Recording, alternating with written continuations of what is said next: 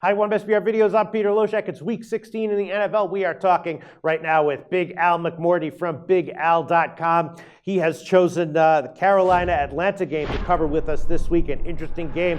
Al McMordie, the Panthers, obviously awesome, obviously still undefeated, but they have now lost 2 out of the last 3 against the spread. And Atlanta, coming off of their first ATS win in a long, long time. Also, Atlanta's been a huge under-trender recently. Carolina's been a huge over-trender, so there's that to consider.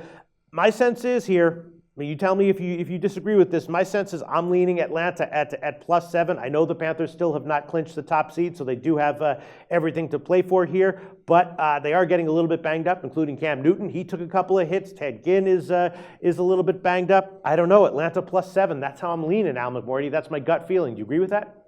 I actually do. There's obviously, it's hard to find fault with the Carolina Panthers. Cam Newton's led them to a 14-0 record. They're 10-4 against the spread. But as you mentioned, one of their 4-point spread defeats was last week against the New York Giants. We actually played on the Giants in that ball game for very much the same reason as I'll discuss here.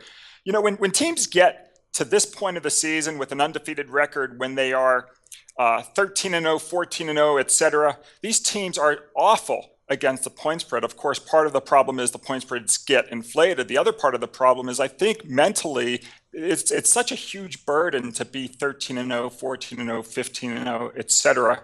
And these teams that have a record of 13-0 or better, going all the way back to 1980, those teams are now 1-12 against the spread, including 0-11 against the spread when laying 4 or more points, which is the situation today. So that's one reason I really like taking the points with Atlanta. The other reason is when these two teams met the first time this season, they play in the same division, so they meet twice a year. When these two teams met, Carolina won that ball game 38-0. So Atlanta's playing with shutout loss revenge. And when you get that in the regular season, you get a team playing with shutout loss revenge, when those teams have a 360 or a better win percentage and they are getting 3 or more points, these teams are 18-3 against the spread since 1980. So those two factors are the key reasons why I'm going to take the 7 points with Atlanta. All right, great analysis, Al McMordie. That was my gut feeling as well. Maybe we have a winner here, Atlanta +7. We'll see where this line closes. Al McMordie, your website is BigAl.com. A lot of great stuff going on there for anyone who wants to know more. Tell us about that.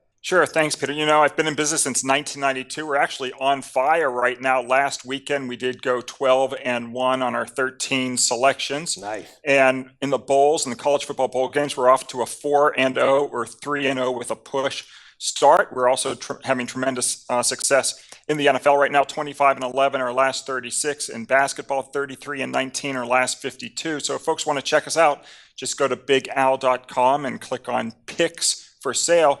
And if folks just want to get complimentary selections every day, we don't just have one free play every day at the website. We've got 4 free plays every day. And folks can go to BigAl.com and click on free picks, or they can also go to the homepage and get complimentary selections from Larry Ness and Scott Sprites. And we've got 16 handicappers on the website. There's Larry, Scott, myself, Brandon Shively, ASA, Tom Stryker, Wayne Root, Brian Leonard, lots of tremendous handicappers and different handicapping styles and great information, articles, etc. And they can go to BigAl.com every day. Sounds great, Al. Thanks so much.